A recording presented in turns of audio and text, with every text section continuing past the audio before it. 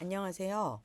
네, 제가 그 강의 때 녹음을 못 해갖고 지금 저희 영상을 따로 조금 녹음을 해서 영상을 해서 올리려고 합니다. 그래서 녹음 상태가 어떻게 될지는 잘 모르겠지만 일단 좀 해보도록 하겠습니다. 지난 시간까지 저희가 창세기에서 출애굽기로 이제 이어지는 장면에 대해서 설명을 했었었고요.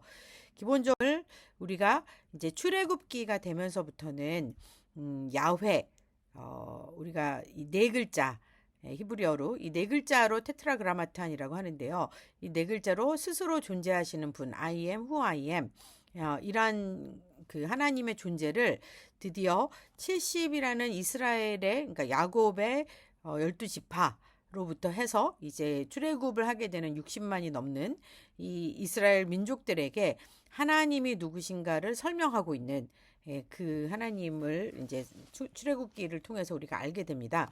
그래서 하나님께서는 이 10가지 재앙을 통하여서 하나님께서 구별하신 하나님의 백성과 이 모든 것은 하나님의 것이지만 그 안에서 하나님께서 구별하신 하나님의 백성은 하나님이 여호와 하나님이신 것을 알게 되는 것이고, 그 하나님을 하나님으로 믿지 않는 내가 믿고 있는 애굽의 신 혹은 세상의 신이 신이다라고 믿지 않는 그 애굽의 모든 신을 심판하시는 왕 중의 왕, 신들의 신이신 하나님을 알게 하시기 위해서 이 출애굽기를 쓰셨다. 그리고 하나님께서는 하나님의 백성을 지금 현재 하나님의 그 백성들이 살고 있는 바로가 나의 왕이라고 생각하고 있는 이 하나님의 백성들을 하나님의 백성들로 구분하셔서 광야로 내보내시고 거기에서 하나님의 예배를 받으시는 분, 구원의 주인으로서의 하나님을 알려주시는 것이 바로 출애굽기라고 할 수 있겠습니다. 그래서 이렇게 전체적인 시내산에서 모압 평원까지 가는 길이 민수기 10장부터 신명기 34장 12절까지, 그래서 시내산까지를 민수기 10장 10절까지라고 보시면 되겠습니다. 그래서 이집트를 중심으로, 왜냐하면 이제 그 요셉이 애굽의 종으로 팔려가게 되고 거기에서 이제 양식 이 지역 전체에 기근이 생겼을 때에 이 고센 지금 이 이집트 지역에서도 요셉이 양식 맡은 자로 있었었죠. 그렇죠? 그래서 이 이스라엘이 결국은 이제 베냐민을 데리고 어떻게 해요? 야곱이 그 요셉에게로 가죠.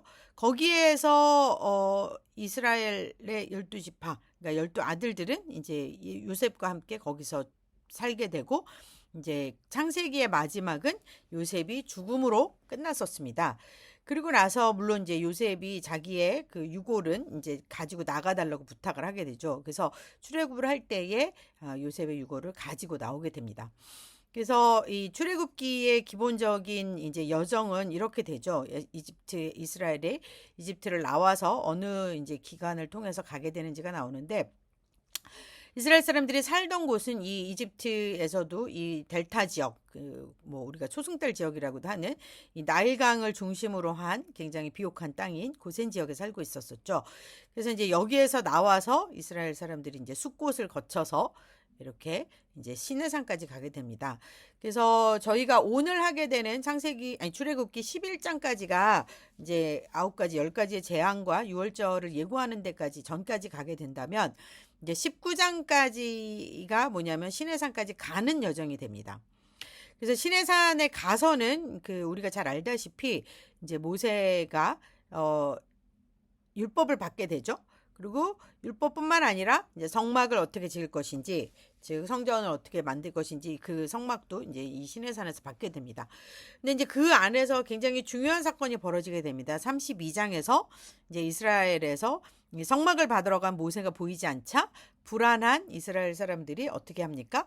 이제 제사장 아론과 작당을 하여서 그들이 이제 애굽에서 가지고 온 은 폐물을 다 모아서 그들이 이집트에서 봤던, 이따가 우리가 이제 재앙에서 보게 된 뭐 그러니까 황소, 그 이스라엘 지금도 인도 사람들이 신으로 섬기고 있는 그 이제 황소의 모양을 만들어서 우리를 이 광야에서 인도하여 낼 신이 바로 이 황소다, 그렇게 해서 이제 보이는 것으로 만들죠. 그래서 이 이스라엘 사람들이 사실 이제 하나님이 보시기에 더 이상 그 가망이 없는 이제 그 상태에서 모세가 하나님께 자기를 걸고 하나님께 부탁을 하죠. 이 백성을 지금 내가 이렇게 끌고 왔는데 여기서 다 죽으면 어떡합니까?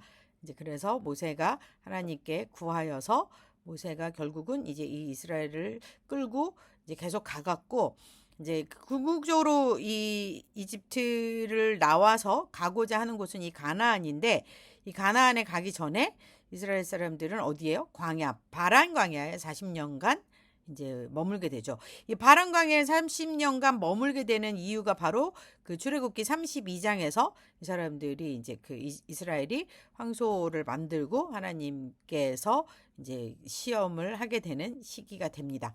그래서 결국은 이제 바란의 40년을 통하여서 이제 모압을 거쳐서 이제 가나안으로 들어가게 되는데 이 시점에서 이제 누구죠? 모세는 가나안으로 들어가지 못하고 느보산에서 마지막 신명기를 이제 통해서 이 광야에서 1세대가 다 죽습니다. 그렇죠? 그래서 기본적으로 이제 시내산으로부터 나와서 그 바란 광야를 거쳐서 모압까지 가는 동안에 하나님께서 주신 절기와 성막과 제사의식 이런 것들을 기록한 것이 이제 레위기가 되겠죠. 그렇죠? 그리고 이 기간 이제 여기서 나와서 60만이 나와서 시내산을 거쳐서 이렇게 가는 동안 1세대가 다 죽고 이제 2세대가 들어가기 전까지의 사람들을 계수하는 게 민수기가 됩니다. 그렇죠? 그리고 이제 그 민수기를 통해서 민수기를 이제 한 후에 우리가 이제 마지막에 이제 가나안으로 들어가기 전에 모세가 죽기 전에 2세대의 이스라엘들에게 하나님께서 어떻게 애굽으로부터 이스라엘 민족들을 끄집어내서 내보내서 시내산에서 하나님께 말씀을 받고 그 절기와 제사의식과 성막이 어떠한 것 의미인지 이걸 가르쳐주고 이제 니네들 잘 들어가라. 그리고 가게 되면 이 가나안에 가면은 온갖 그 이방인들이 있는 거죠. 그죠? 여러 족속들이 있는데 그 사람들하고 어떻게 살 것인지 하나님의 백성으로 살 것인지에 대해서 얘기를 해주는 게 바로 신명기라고 할 수 있겠죠. 지금 보여드리는 이 지도는 구약의 세계에 위치한 현대의 국가들. 그래서 이 위쪽에 그랬죠. 그 이집트가 18왕조가 들어서기 전까지는 이 터키 히타이트족들이 이제 셈족이 내려와서 원래는 이집트를 북부를 지배하고 있었다. 그래서 이 셈족에서 햄족으로 이제 바뀌면서 특히나 이제 모세를 비롯한 이스라엘 그 셈족들을 이제 경계하고 죽이라고 하는 명령까지 이르게 되는 그런 역사적인 배경이 있었다라고 했었습니다. 그래서 여기에 보시게 되면은 이것은 창세기의 세계입니다. 그래서 여기에 보시면 이제 아브라함이 결국은 이 갈대아 우르에서 불러내셔서 결국은 이렇게 쭉 가갖고 하란이라는 곳으로 갔었었죠. 이제 거기에서 가나안으로 오게 되는 이 여정을 그린 것이 이제 창세기의 세계라면 뭐 이제 아브라함 같은 경우에 양식이 떨어지면은 애굽으로 내려가고 또 이제 다시 올라오고 이런 일들을 반복을 했었습니다.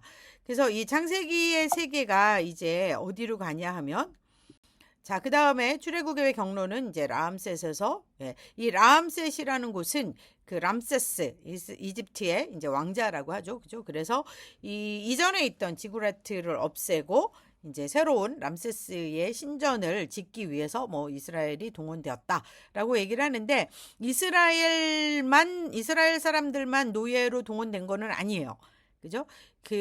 지금도 사실은 이 람셋에 있는 람세스 신전을 비롯하여서 많은 이 신전들이 지구라트가 많이 남아있는 거는 굉장히 건축학적으로도 굉장히 의미가 있는 건축물이라고 하죠. 그래서 전문가들이 지었을 것이다 라고 이야기를 하기도 합니다. 자, 그래서 그 다음에 저희가 이제 바른 시간에 넘어가 보면은 출애굽기 1장은 기본적으로 하나님을 두려워하는 백성들이 모세를 산파들이 이스라엘의 그 장자들을 죽이지 않았고 그 이후에 이제 그 중에서도 모세라는 제사장 레위 지파의 어머니와 아버지를 둔 모세가 어떻게 살아나는지 특히 이제 그 나일강에 버려진 아이가 바로의 딸 공주에 의해서 구해지는 모세가 물에서 건져냄을 받은 자로서 이제 이스라엘을 건져낼 자로 가게 되는. 그래서 하나님 호렙산에서 하나님께 말씀을 받았죠. 그래서 내가 너와 반드시 함께 있으리라. 그리고서 명령을 받는 거죠. 이제 너에게 할 말을 내가 가르치리라. 그래서 이제 모세와 아론을 통해서 가게 하는 이런 거를 보게 됩니다. 자, 그래서 출애굽기의 지난 시간 거는 저희가 조금 넘어가도록 하고요. 이제 이 출애굽기 4장 으로부터 시작을 하도록 하겠습니다. 자, 출애굽기 4장은 어떻게 시작을 하냐? 그러니까 시작은 아니고 출애굽기 4장에서 이제 모세가 받은 명령, 하나님께 받은 명령이 뭐냐 하면요. 모세가 그의 장인 이드로에게 돌아가서 뭐라 그래요? 하나님께 받은 명령을 이야기를 하죠. 자, 모세는 애굽의 왕자로의 신분으로 사실은 미디안 광야까지 쫓겨나왔습니다. 그래서 미디안 광야에서 40년 동안 이드로 장인의 사위로서 또 십보라의 남편으로서 살았죠. 그리고 양을 치며 살았는데 이제 하나님께서 모세에게 명하시는 건 뭐냐면 자, 네가 왕자로 있던 그 애굽으로 돌아가라는 것입니다. 근데 이제 애굽으로 돌아가는 모세의 신분은 애굽인이 아니에요. 어떤 신분으로 갑니까? 히브리인, 노예로 돌아가는 것입니다. 그래서 이 모세의 목숨을 노리던 왕이 죽고 이제 정권이 바뀌기도 했고 이제 바로에게 돌아가서 새로운 신분으로 가서 어떻게 하라? 이제 하나님의 백성들을 데리고 나와라 라는 거죠. 자, 그래서 애굽으로 돌아가라고 할 때 하나님께서 그냥 보내지 않으셨고 뭐 하나님이 함께 하신다. 그래서 하나님이 함께 하심을 상징하는 모세가 맨날 잊어버릴 수 있잖아요. 하나님은 보이지 않기 때문에. 그래서 보이지 않는 하나님을 기억할 수 있도록 하나님께서 어떤 걸 보여주셨어요. 호렙산에서 이 지팡이가 뱀이 되고 또 그 뱀이 다시 지팡이가 되는 이런 것들을 보여줬죠. 이제는 이제 모세뿐만 아니라 이제 아론의 지팡이를 통해서 이후에 이제 그 이적을 행할 때에는 아론의 지팡이도 이제 뱀으로 변했다가 다시 이제 그 지팡이가 되게 하는 이제 그런 기적들을 보여주시게 됩니다. 자, 그래서 이 성경이 바로를 뭐라고 이야기를 하냐면 로마서 9장에 보면은 하나님께서 하나님을 위하여 하나님께서 행하실 일을 위하여 바로를 세웠다. 그리고 그것을 통하여서 하나님의 능력이 그죠? 하나님의 이름이 하나님이 누구신지 I am who I am 여호와 나는 스스로 존재하는 자다 라는 하나님의 존재를 이스라엘에게 설명하시고 바로에게 그리고 이집트에게 보여주려고 하신다. 자, 그래서 애굽으로 돌아가는 길에 평탄하지 않았습니다. 왜냐하면 모세가 길을 가다가 숙소에 있을 때 여호와께서 그를 만나서 그를 죽이려 하시는 것으로 모세가 생각을 하게 되죠. 근데 그때에 이방인이나 다름없는 미디안의 그 십보라 모세의 부인이 그 모세에게 뭐를 상기시켜줘요? 할례, 하나님의 언약의 백성인 것을 약속을 상기시켜주죠. 그래서 모세가 그 그러니까 그 미디안 광야에서 아이를 낳았을 때 게르솜이다라고 이름을 지었습니다. 근데 그 게르솜의 의미가 뭐였냐면 내가 이방인 타국인의 나그네 되었을 때 낳은 아들이다.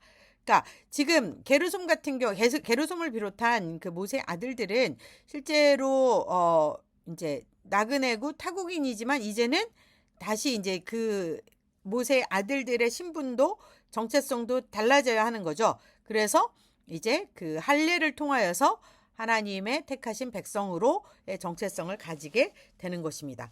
자, 그리고 이 할례의 개념은 뭐냐면 내가 나를 의지하지 않고 나에게서 생명이 나는 것이 아니라 하나님께로부터 생명이 난다. 그래서 이제 8이라는 숫자가 안식 후 첫날 예수님의 부활을 의미하죠. 그래서 이제 8이라는 할례는 그래서 십자가에서 죽으시고 부활하신 예수 그리스도를 의미하는 상징하는 그런 하나님의 표징입니다. 그래서 이게 골로새서 2장 10절 11절에 보시면 할례를 바울이 뭐라고 설명을 하냐면 할례는 곧 육의 몸을 벗는 것, 죽는 거죠. 그렇죠? 그래서 십자가에서 죽으신 예수 그리스도가 십자가에서 죽으시고 부활하셔서 다시 사시는 부활을 의미하는 것이기도 합니다. 자, 그래서 오늘부터 우리가 보게 되는 이제 이집트에 생긴 출애굽의 10가지 재앙이라는 것은 이렇게 보시면 됩니다. 하나님께서 어떤 명령을 보내시냐 하면 내 백성을 보내라. 근데 그들에게 하나님이 누구신지를 알려줘야 돼요. 그리고 이렇게 일어나는 모든 일들은 다 하나님의 말씀과 같더라. 그리고 이집트에게 그 애굽에게 보여주고자 하시는 것은 세상이 모두 다 하나님께 속한 것이다. 그리고 내가 하나님이다. 그리고 하나님께서 행하신 이 모든 10가지 재앙은 결국은 당시의 이집트 애굽에서 섬기고 있는 그 신들과 관계가 있습니다. 그래서 그 애굽의 모든 신을 심판하는 것이 10가지 재앙이라고 보시면 되겠습니다. 그래서 제가 잠시 네, 이게 좀 뒤에 있네요. 네, 넘어가도록 하겠습니다. 자, 그래서 10가지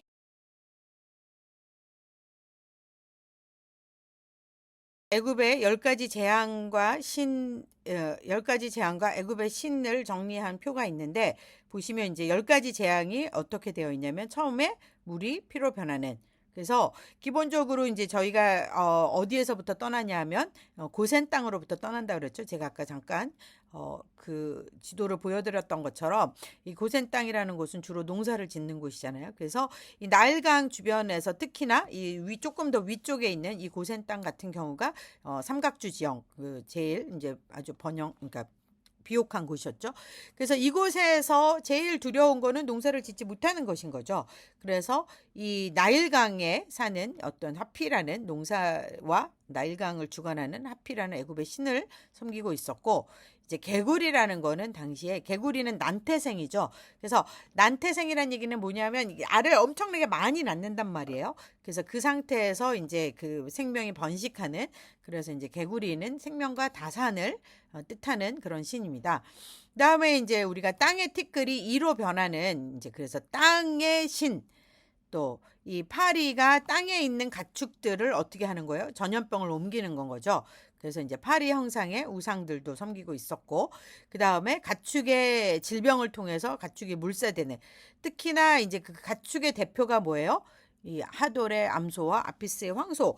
그래서 여기 아까 제가 출애굽기 32장에 설명한 것처럼 이집트인들은 430년 동안 이집트 애굽에 살면서 늘 소를 봤을 거예요. 왜냐하면 애굽 사람들이 소를 섬겼기 때문인 거죠. 그죠?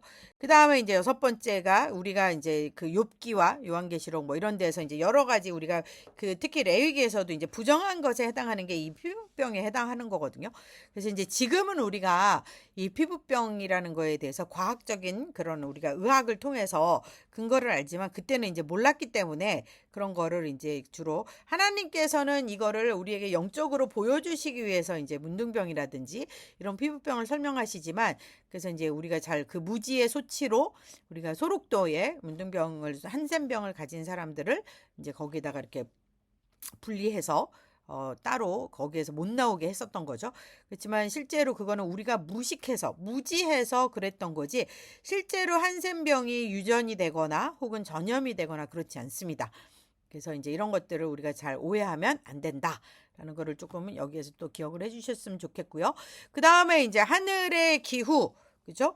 그 우리가 보통 이제 농사를 위해서 되게 중요한 건 비입니다. 비. 근데 그 비가 어떤 형태로 내리는 거예요? 덩어리 형태로. 그렇게 되면 농사에 도움이 되는 게 아니라 굉장히 농사를 망치는 형태로 나오겠죠. 그렇죠? 그래서 이제 우박이 짐승과 채소 위에 떨어지는 그런 재앙이 있었고 또 메뚜기가 우리가 잘 지어놓은 그 많은 이제 곡식들을 다 먹어버리는 그리고 이제 어떻게 보면 바로에게 떨어진 인간적인 마지막 재앙은 어떻게 보면 9번째 재앙입니다. 이게 우리가 예수 그리스도가 우리에게 빛으로 오신 그 빛이 없는 상태. 이 세상은 빛이 없는 상태다라는 걸 선포하시는 거예요. 그래서 이집트는 애굽은 기본적으로 태양신을 가장 큰 신으로 섬겼습니다. 물론 이제 고대 근동에서는 달을 더 큰 신으로 숭배하는 그런 나라들도 많이 있었다고 해요. 근데 이제 이집트는 태양신 라를 기본적으로 섬기는데 그냥 가장 큰 신으로 섬기는데 이제 그 태양신이 보이지 않는 상태. 가장 그 사람들을 공포로 밀어넣는 그런 상태가 되겠죠. 자, 그리고 나서도 이렇게 9가지 재앙을 통해서도 바로가 이제 마음을 돌이키지 않고 계속해서 이제 바로의 마음이 완악하여졌더라.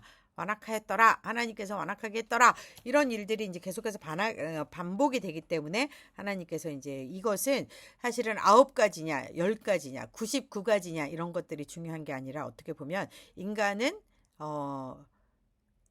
조금의 여지만 있어. 숨만 쉴 수 있어도 악해지더라. 그렇기 때문에 하나님께서 이제 장자의 죽음이라는 걸 통해서 결국 장자의 죽음이라는 건 바로가 죽는 거예요. 그래서 이 생명을 주관하시는 하나님이 왕 중에 왕이시다를 보여주시는 마지막 장자의 죽음을 통하여서 이제 바로를 항복하게 하시고 이스라엘 백성들에게는 이제 유월절을 어떻게 지킬지에 대해서 설명을 해주시는 것으로 끝이 나게 됩니다. 자, 그래서 오늘 저희가 이 10가지 재앙과 애굽의 신에 대해서 개괄적으로 좀 살펴보았고요. 다음 주부터는 제가 말씀을 드린 대로 이 애굽의 재앙과 관련된 말씀을 사실 5장부터 11장까지 쭉 봐도 될 것 같습니다. 왜냐하면 기본적으로 이 재앙이 내려지는 구조가 똑같이 계속해서 반복이 돼요. 그래서 저희가 오늘 봤던 것들을 기반으로 해서 어떠한 의미가 있는지를 전체적으로 살펴보는 그런 시간을 갖도록 하겠습니다. 원래 강의는 지금 이제 한 1시간 정도 진행되었던 건데 제가 조금 요약본으로 해서 올려드리니까 이거를 좀 다시 한번 보시고 다음 주에 뵙도록 하겠습니다. 감사합니다.